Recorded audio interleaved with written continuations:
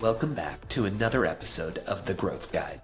Today we have Simone Stolzoff on the show to talk about his debut book, The Good Enough Job, Reclaiming Life from Work. Simone is an author, journalist, and workplace expert from San Francisco.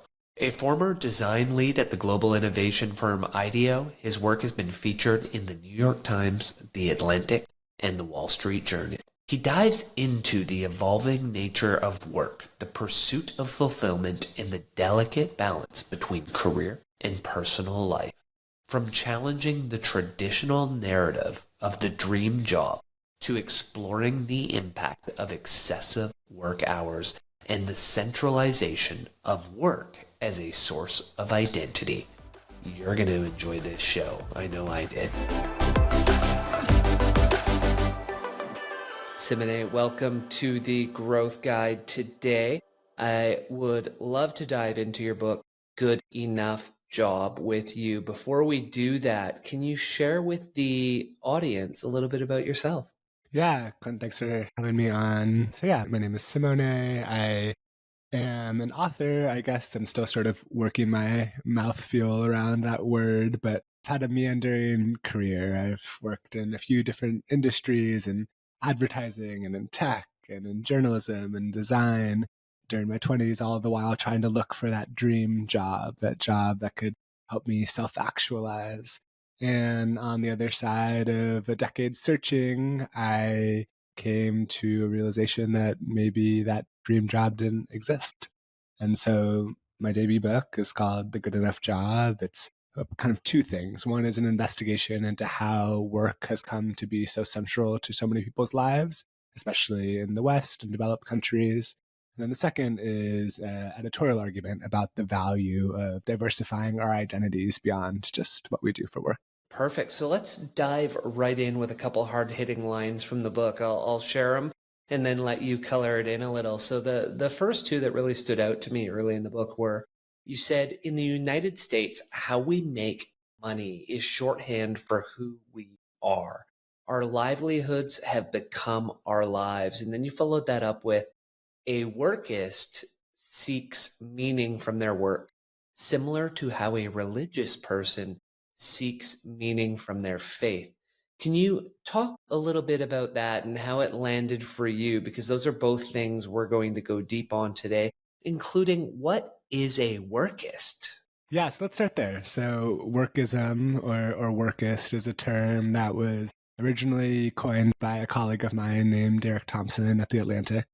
And in short, refers to someone who treats their work similar to how a religious person might treat their God or their religion. So instead of just looking to work for a paycheck, also looking to work for a purpose, a reason for being, a means of self-actualization.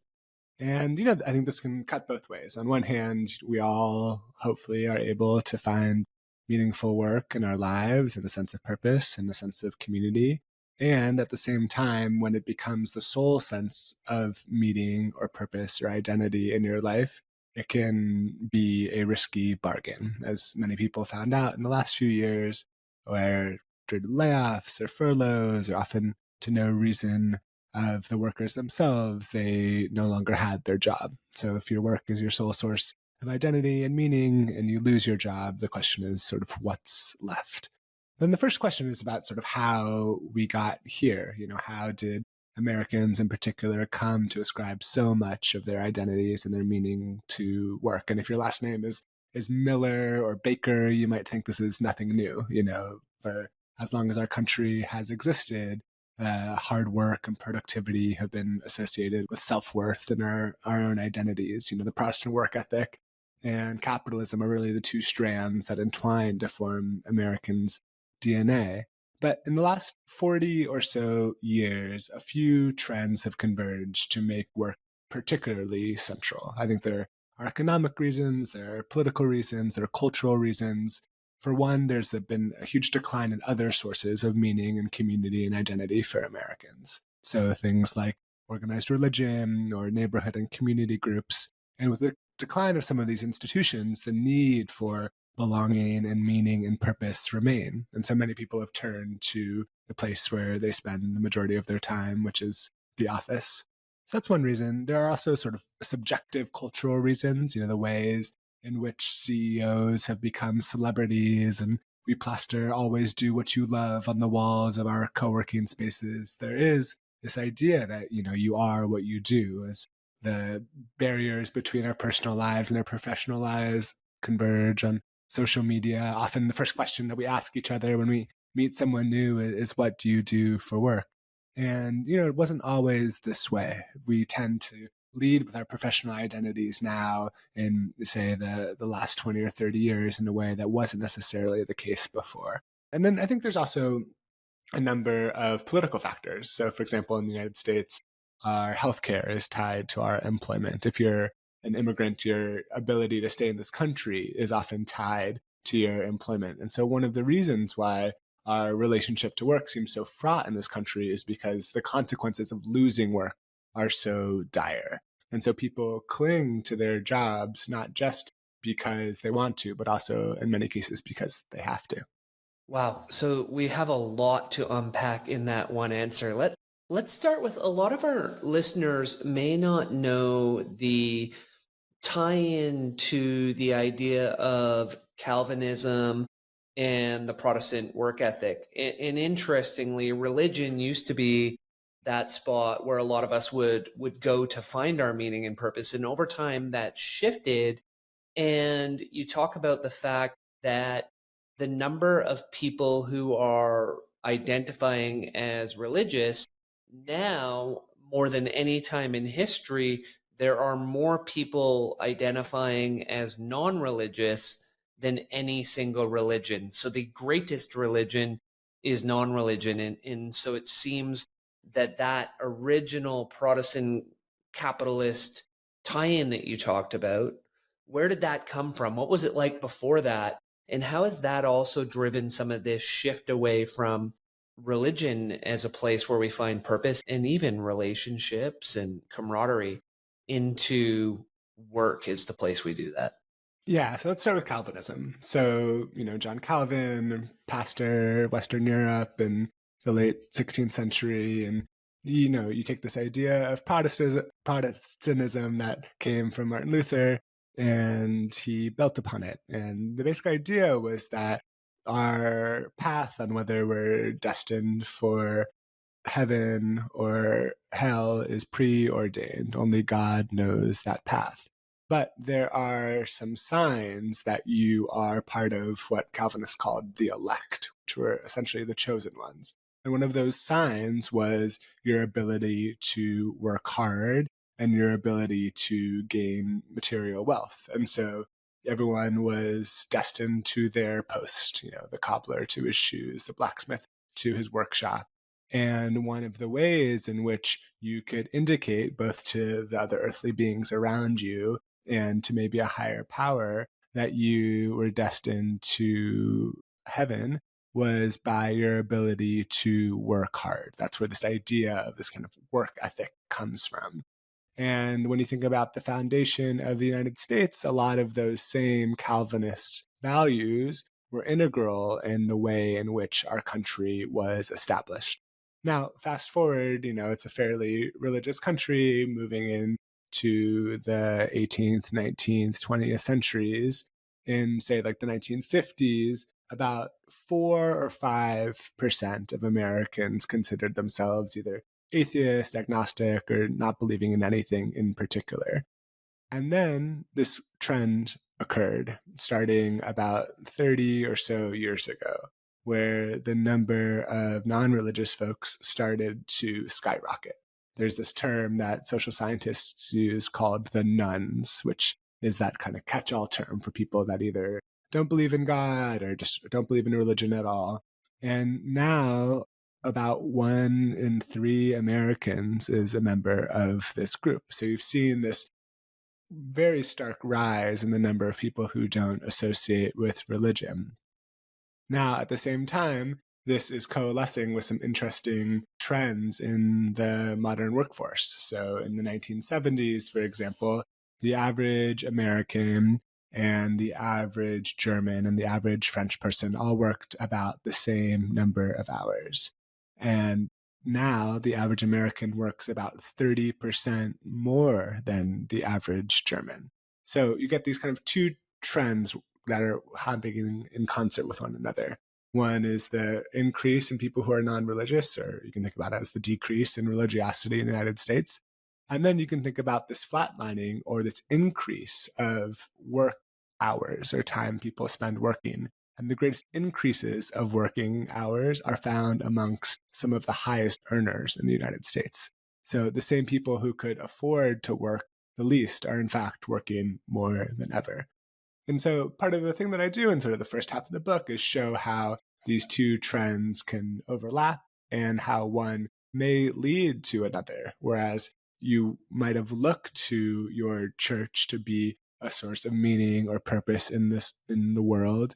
Now, a lot of white college educated Americans in particular are looking to their jobs for that same sense of purpose and identity and meaning.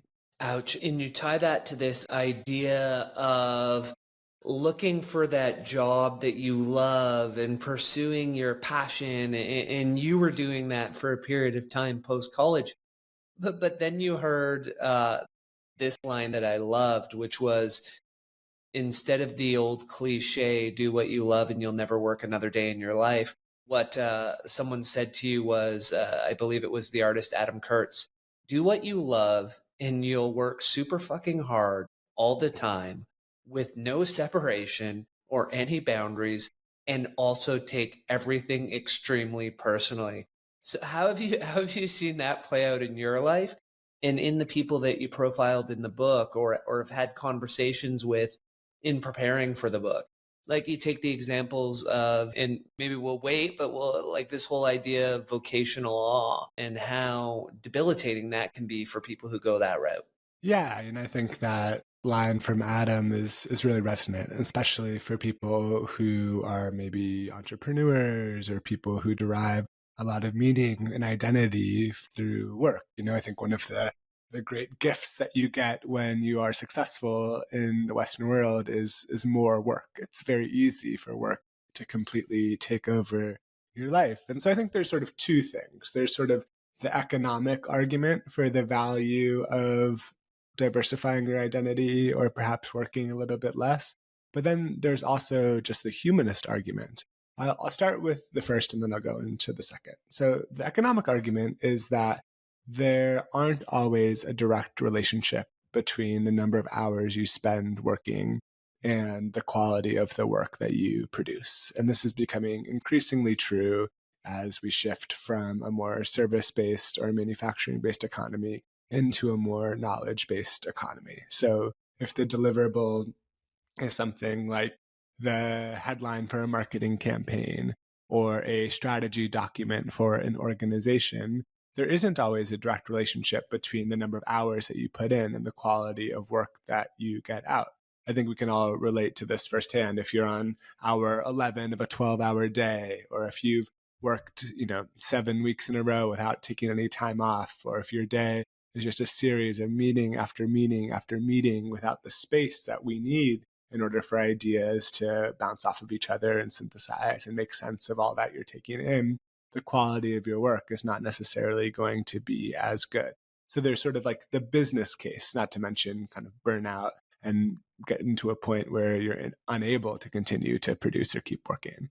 But the other case that I make in the book is this more sort of humanist case. I don't think that we should work less just because it produces better work. I think we should work less because it produces better people. Certainly we're all more than just workers. We are parents and siblings and friends and neighbors and citizens. And if we overinvest in just one aspect of who we are, those other identities that exist within us can wither. Our identities are sort of like plants. They need time and attention in order to grow. And if we're giving all of our time, attention, and energy just to our work life, we're not going to be the well-rounded people that we should aspire to.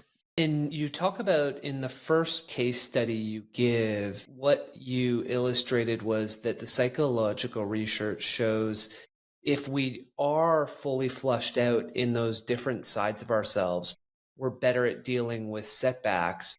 And the more we let one area, let's call it work, overcome who we are, the less resilient we are to change. What does that look like for you? And how should the listeners be thinking about that as it relates to their lives?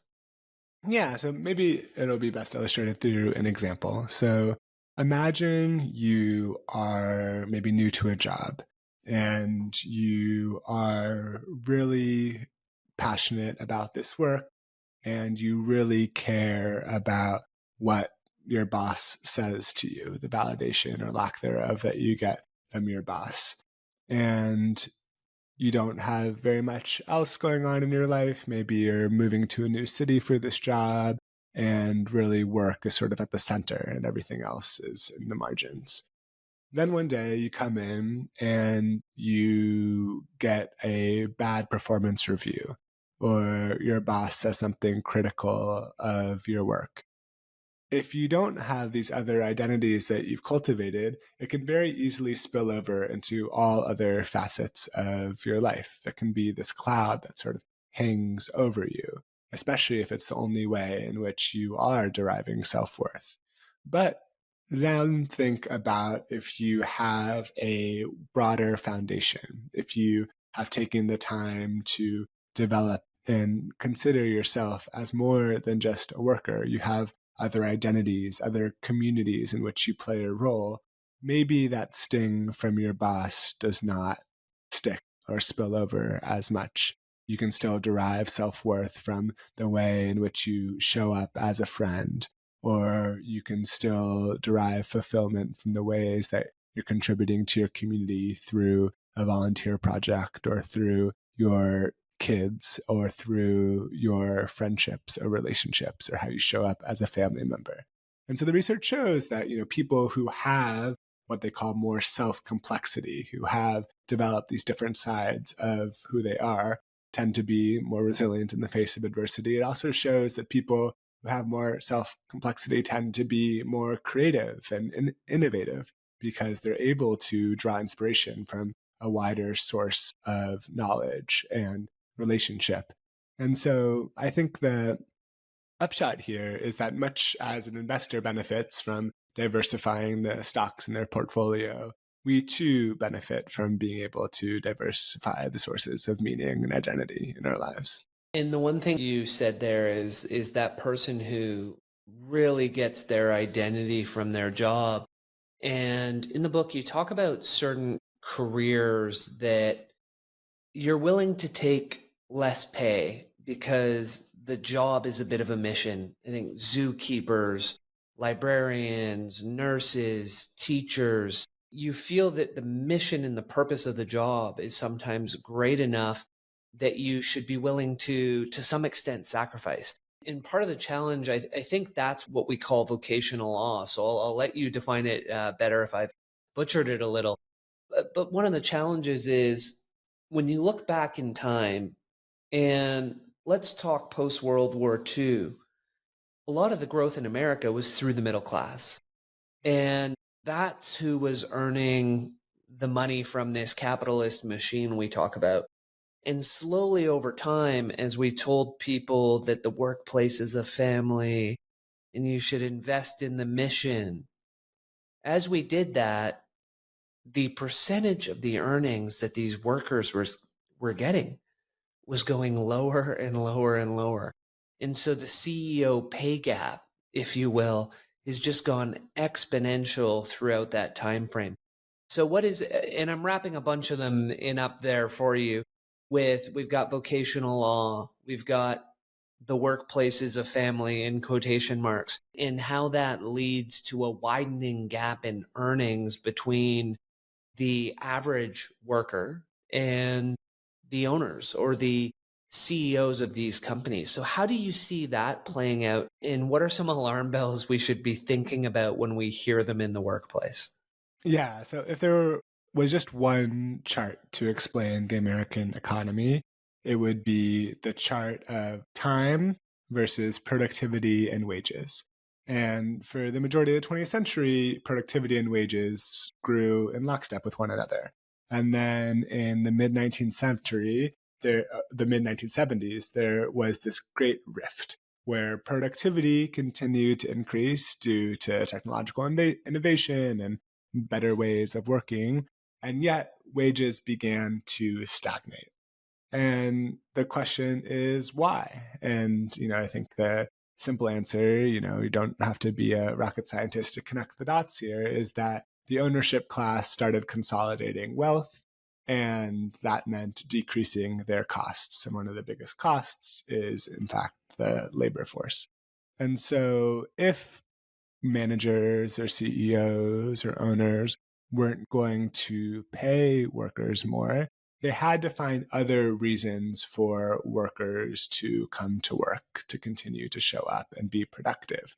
There's this quote that I have in the book from the head of the New York Stock Exchange in the 1970s, who says something like, if monetary compensation is going to stay the same, then we have to find these other forms of compensation in order to lure workers to the workplace. So the result of that is you get this sort of work as meaning movement that is propped up both by the business self-help literature that begins around that time, books like What Color is Your Parachute, but also the rhetoric of companies that say, here, come and join our company. We will treat you well. We will be loyal to you. We will maybe feed you or throw concerts, these ideals of 20th century corporations like Kodak and IBM, these sort of all-encompassing precursors to the Silicon Valley campuses. And then, it'll be worth it for you, even as CEO pay is going up, up, up, while the average worker pay is flatlining. Then you get this idea of vocational awe, which you brought up, and it's essentially the idea that in certain lines of work, particularly mission-driven or creative fields, the idea is that the privilege to do that type of creative or mission-driven work should be seen as a form of compensation in and of itself. So you can think about fields like nursing and teaching, as you mentioned, that are kind of care-oriented fields. You can think about fields like, the screenwriters in Hollywood is a great recent example of a field where, you get to be creative and think all day. This isn't a job. This is a passion. You should be grateful just to be here. There's a line of people out the door who would happily take your job. And the problem with that rhetoric, the problem with this idea of thinking as these certain fields or these certain jobs as righteous, is that it can cover up a lot of the injustice that exists in these different professions. We saw this during the pandemic when we told, nurses and teachers that they were doing essential work, but rarely compensated them in a way that was commensurate with the severity of the work that they were doing. And so, this labor of love ethic has really ballooned in the past 20 years or so. And now, in kind of the last 3 or so years, we're starting to see a pushback.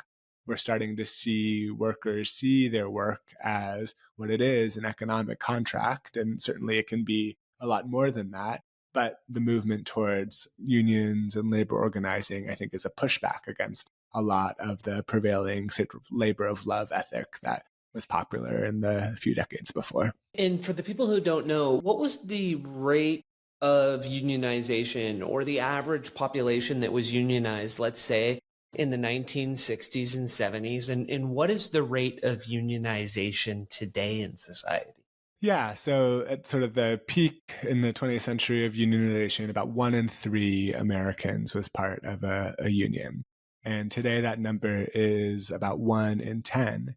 And, there's this interesting moment right now, as a labor reporter, I'm obviously tracking these things. The opinion that Americans have towards unions is reaching sort of a multi-decade high. About 70% of Americans these days are pro-union, but that doesn't necessarily translate into people actually being part of unions. And so without the sort of collective bargaining apparatus that an organized labor force provides, workers simply have less of a say. And that's why some of these things like inordinate CEO pay or a lack of protection or job security or fair compensation persists. And so when you think of unionization and you think of that decades long high with 70% approving of unions, do you have a vision that we will see an increase in unionization? I mean, we see people trying to unionize certain branches of, let's say, Amazon or Starbucks. Do you see over time enough people saying, wait a second, these owners or this owner class has so abused their power that we, the people, need to take it back? And unionization is one of the ways that we're going to do that. I do, and I think that culture is often a precursor to change, and we're seeing a lot more coverage of unions. We're seeing a lot more favoritism. We're seeing a lot more media about union growth. And I think it is this sort of 21st century workforce waking up to an old idea, which is that, if workers don't have money, their strength comes from organizing. Their strength comes from numbers. Certainly it was organized labor that got us things like the 5-day work week and the 9-to-5 work day. And, all the sort of labor wins of the 20th century are the result of organized labor. And now we're seeing it in industries that haven't traditionally been unionized, like tech, where it's not just about working conditions, but it's also trying to have a say in the direction of different companies and trying to make sure that workers' voice is represented in the values that companies espouse. Thanks for listening. If you enjoy what you're hearing so far and want me to be able to get your favorite guests on this show, please do me a quick favor. Subscribe to the show and leave me a rating. The 30 seconds of your time will mean a ton to me. Yeah, I found that example about the unionization in your book very interesting, in that one of the things they were looking for was the ability to have a voice in the direction of the company. Is that an area you see growing? And do you see a bit of power in the people making these decisions versus the select few? Yeah, definitely. I think you might look at a workforce like the workforce of Google or the workforce of a place like OpenAI and say, these are well-paid tech workers, they're software engineers and designers and product people. They don't necessarily need a union to advocate for better wages. And while that might be true, it's important to note that wages is not the only thing that a union can advocate for. I think we saw this firsthand even a few weeks ago with the ouster of Sam Altman, the workers banding together and declaring that they want Sam back in at CEO is a labor story. It's an example Yeah, it was of incredible. workers using their collective voice in order to make change. And especially when you think of a generation defining technology like AI that has huge implications, both potential upside and downside risks, I think it's important that the power and the decision making is not concentrated in the hands of a select few. And that's the other side of union voice that I think we could all benefit from, is if you are working for a company where the strategic decisions are going to impact your life and your livelihood, you deserve to have a say in the choices that these companies are making. Yeah, it's a beautiful way to put it. And something you mentioned in there that people may not see or think about, you were talking about the tech companies and in some of these perks or bonuses that they offer, but what you share in the book is it's never done without a rigorous amount of analysis. For example, how much work has to be done and the earnings that are generated from it by providing that free dinner when you get to 7 o'clock, or by providing that free Uber home if you work to 9 o'clock. We often think that the owners who are providing that aren't necessarily doing it in a completely Machiavellian way. But the example in your book was someone who ran these numbers for companies to say, well, what is the return on providing that snack, or what is the return on providing that car ride? What does that look like for the average young worker who doesn't realize what they're up against? Yeah, I don't think it's a room full of executives sort of twiddling their thumbs and saying, how can we take advantage of our workers to the most degree? And, if we have a ping pong table and if we offer dinner, will they stay working longer in an evil way? But I do think that it's ultimately a business decision. And I think one of the risks, especially for young workers who might move to a new place and get sort of enraptured in the mystique of some of these tech campuses that become your go-to gym and your go-to dinner spot and where you make all of your friends, is ultimately it is serving the company. And it's important to be clear-headed about this. I think a lot of workers in the past few years who worked for, the Googles and the Twitters and the Metas of the world found this out firsthand. One, with the shift from in-person to remote work, you were forced to actually confront the type of work that you were doing every day. And I talked to many tech workers for the book who said things like, I looked myself in the mirror and I asked, do I want to spend the rest of my life doing, software as a service, B2B sales? And the answer was no. So in one way, some of these perks can be used to sort of mask the actual mission and purpose of these companies. Another way is that they just become all consuming and they crowd out other aspects of your life. And so, there's nothing wrong with, having a drink at work or staying for dinner. But if it becomes a trend, that means that you're not having dinner with your family or with your friends, or you're not investing in the local community around where you live. And then it becomes this perpetuating cycle where all you do is work and spend your time working. And so you don't know how to spend your time when you're not working. And so you work more and the cycle continues. And I think, young workers are waking up to this fact a little bit. In the early aughts, in the 2010s, there was this sort of Silicon Valley ethos that was so desirable, and you wanted to go work for the company that allowed you to do laundry and get your hair cut on campus.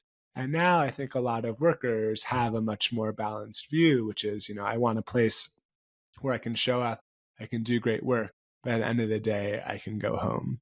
And I think that's a much healthier perspective to take when it comes to work's role in our lives. Well, it reminds me of, you write about the line that's written on the wall at the Slack head office, which is work hard and go home. What does that look like for you? And what does it look like for the people that embody that style? Yeah, worked in corporate environments, both in journalism and in tech before I became a full-time author. And I think one of the things that I realized is once I started working for myself, I had this assumption that it was the company that I worked for, or it was the manager that was pushing me to work long hours or to, open the laptop up on the weekends. And then I started working for myself and I realized, wait a second, I am the worst manager that I've ever had. It is me that was pushing myself to keep working even when I wasn't being productive, or to, not have good boundaries between when I was on and off the clock. And so it's been this very conscious effort of how do I make it more clear so that I'm not continually in this state of half work, sort of like a shark with one eye open, with one eye on Slack or my email. And, I think they're similar to the very first, point that we were making there, sort of work benefits and non-work benefits from having clear boundaries between when you are and you aren't working.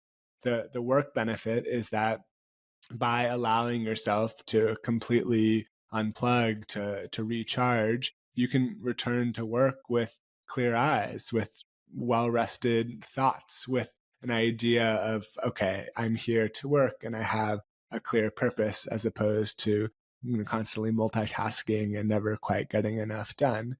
And then there are also benefits to our life outside of work, whether you're a parent or just a friend or someone who wants to cultivate different hobbies or interests.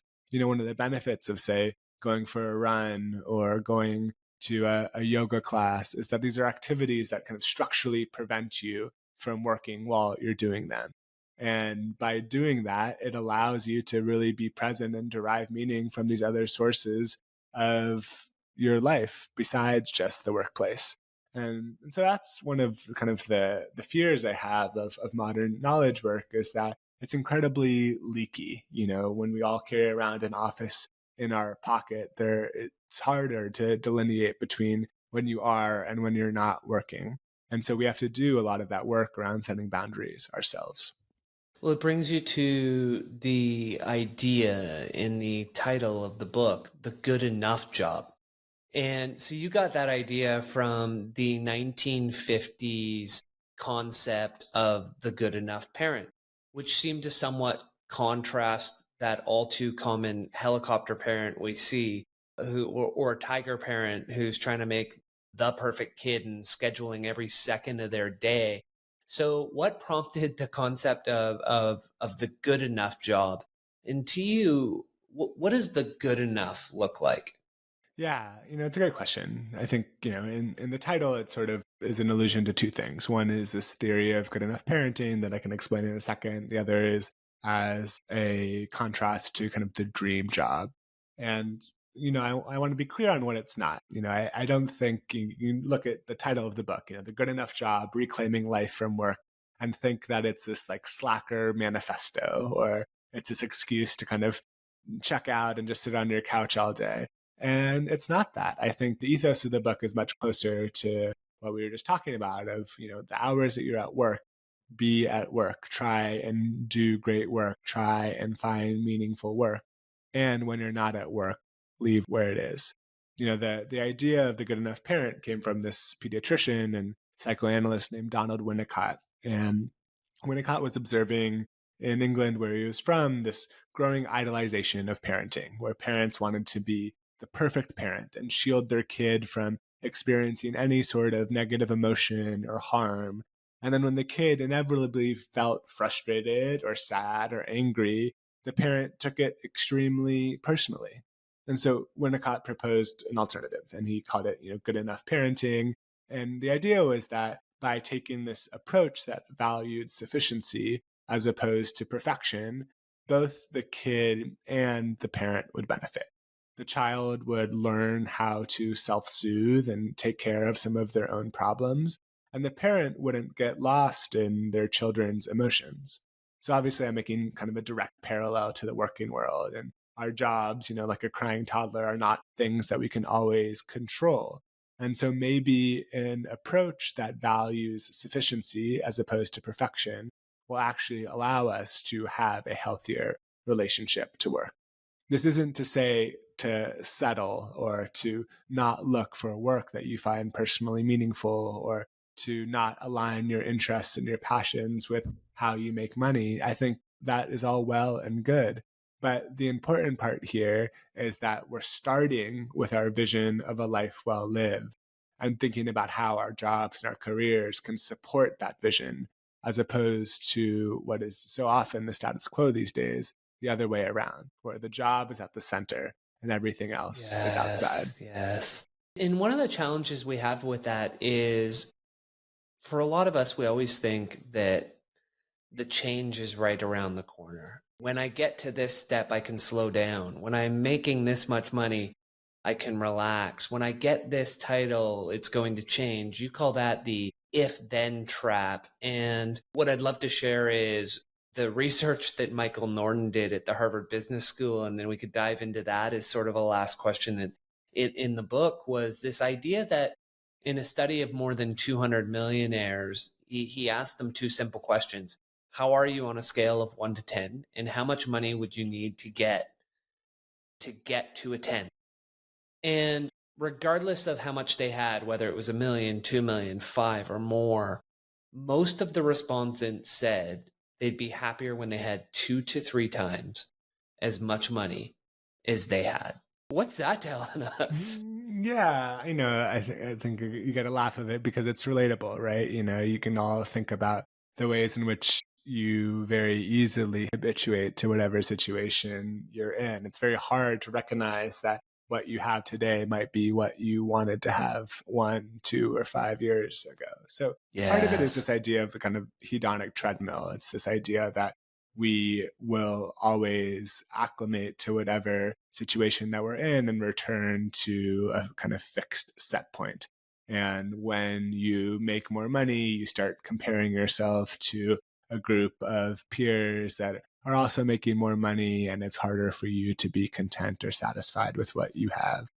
The second is this idea of like if then thinking or when then thinking, where you put these targets out in front of you and say, when I get promoted, or when my net worth is X amount of dollars, or when I find the love of my life, then I will be happy.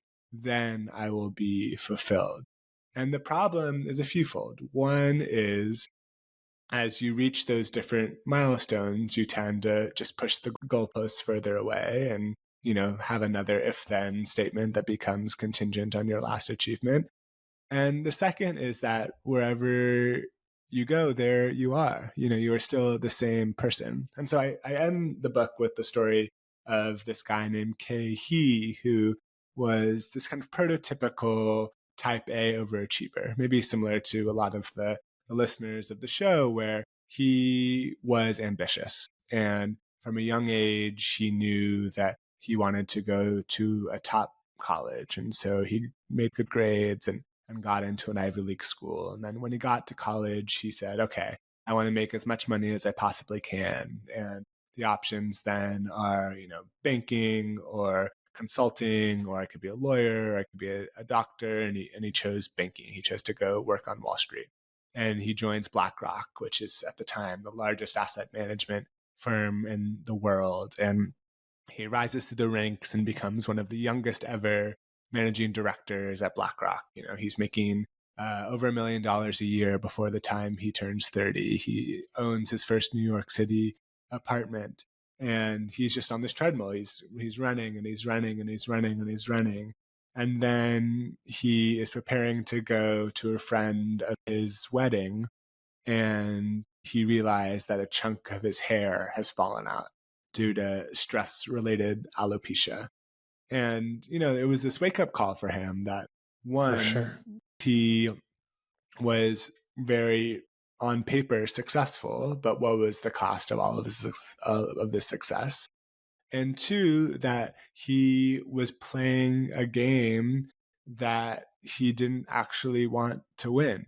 He made it to the top of the hill that he was climbing and recognized that the view from that perch wasn't all that it was cracked up to be. And so the realization there is, when you are solely living your life based on extrinsic motivation, based on what the market values or what the world values or the most prestigious sounding job or the highest potential salary, it's very easy to lose sight of what you intrinsically value, what you value yourself. So that's one end of the spectrum. I think there's also risk on the other end of the spectrum. And so if you think about someone who is just making decisions based on what they value without considering what the world values or without considering what the market values, you can find yourself in a position where, for example, you're assuming a lot of debt to go to graduate school to pursue a degree that might not actually lead to stable job prospects on the other end. Or you go all in to pursue your art, but you're so preoccupied with how you're going to make rent that you can't focus on the actual art that you hope to create. And so I think my takeaway from learning about Kay and some of the research behind this stuff is we have to think about both. We have to think about what the world values in one hand and what we ourselves value in the other hand, and try and find work at their intersection. Because if you're solely making decisions based on what floats your boat without considering what the world values, or if you're solely making decisions based on what the world values without tapping into what you yourself care about, you can be left high and dry. I mean, to some extent, it's looking for that Japanese ikigai concept of what am I good at? What do I love doing? What does the world need? What can I get paid for? And where we find that intersection, I don't want to say, you're going to be doing what you love, so you won't be working, but you will likely enjoy it more. And as you said earlier, playing a game that you want to win. I was just going to say my only build on that is that knowing that some of that fulfillment can come from your work life, and some of that fulfillment can come from your life outside of work. Yes. And, you can still be ambitious about things other than things that you can get paid for. And I think that's really important to keep in mind, is that, as you think about what contributes to a life well lived, like, sure, some of those exercises like Ikigai can be really important to help you find sort of that intersection, but also thinking more expansively about ways that you might be able to find meaning or identity or purpose in a way that no boss or manager or economic downturn can ever take away from you. And that jumped out early in the book for me when you mentioned the line that the poet, I may have the pronunciation wrong and you correct me on this, Anis Mojgani. Anis Mojgani, yeah. Okay. And what they said to you was, work will always be work. Some people work doing what they love. Other people work so they can do what they love when they're not working. Neither is more noble. Yeah, I think, that's sort of, if you could encapsulate the wisdom of the book in one phrase, it would be that. And I think we live in a culture, in a society that loves to revere people whose work and identity neatly align. And yet, the majority of people don't work to self-actualize. They work to survive. And I think that's important to keep in mind too. And so, yes, some people have the privilege of being able to do work that they love, and some people do work that affords them to be able to do what they love when they're not working. Yeah, it's a beautiful way to look at it. And I'm going to flip the script a little, fire some rapid fire questions on you to wrap it up. So the first one, what one book have you read that had the most impact on your life? There's many ways to answer this question. I think one book that I read recently that has really stuck with me is this book called Dedicated by this guy named Pete Davis. And it's a book about commitment. I think the subtitle is something like, commitment in an age of infinite options. And I think it's a really profound book for our age, because we do live in this time where the amount of options, whether it's the amount of people that you can date, the amount of jobs that you can do, or the amount of places that you can live, have never been more visible. And yet, if you are always in kind of infinite browsing mode, and, the canonical example of being on Netflix and spending all night sort of trying to figure out what to watch and then turning off the TV, it doesn't allow you to get the benefits that come from really squaring your hips and committing to something. So, that's a book whose mission and whose message has really stuck with me since I read it. Oh, I want to check that out now. What's something you're reading right now that you're enjoying? I am reading two books. One is a memoir. It's by the poet named Maggie Smith, and it's called You Can Make This Place Beautiful. And it's a memoir that is about her divorce and sort of the way in which her marriage broke down, but it's told in this really beautiful way where there's a lot of white space, and there are chapters that are just 2 paragraphs long and chapters that are 20 pages long. And it's just one of those books where the prose, the writing itself, just really jumps off the page. And then the second is Same as Ever, Morgan Housel's new book, the guy who wrote Psychology of Money. And yeah, it's great. I like the sort of model of the kind of internet blogger turned author. And it's also novel in its approach, in that it's 25 or so chapters, and each one is just this short vignette that has one message about some wisdom that will withstand the test of time, something that will always be true from history that you can use to ground yourself as we face an uncertain future. Wonderful. That's definitely a must read.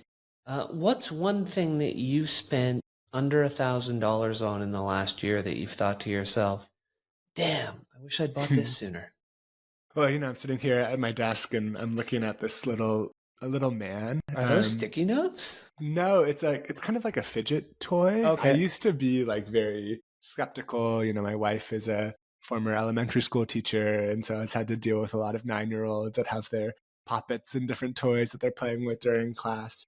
But I am such a fan, and I was sort of skeptical on the way in which like playing with something in your hand can actually get you to focus or be more present.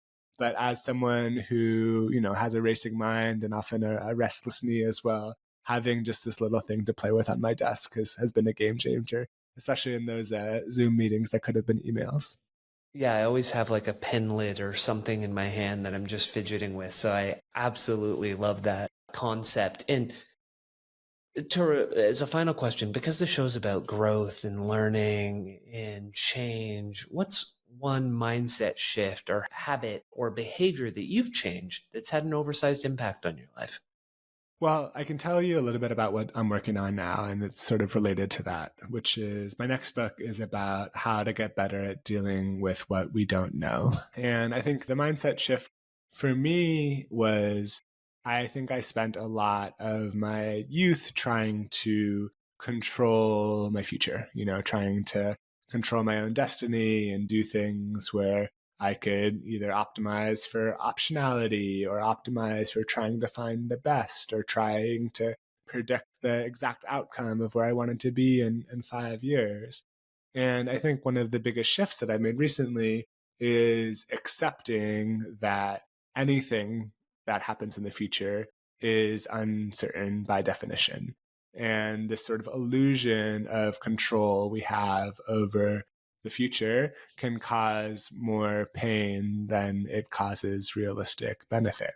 And so pairing this idea of, still striving towards growth and improvement with the acceptance that ultimately the future is uncertain has felt like an incredible kind of weight lifted off my shoulder and a level of just acceptance that we can try our best, we can have intentions, but ultimately we're not entitled to any particular outcomes or the results. It sounds wonderful and scary all at the same time.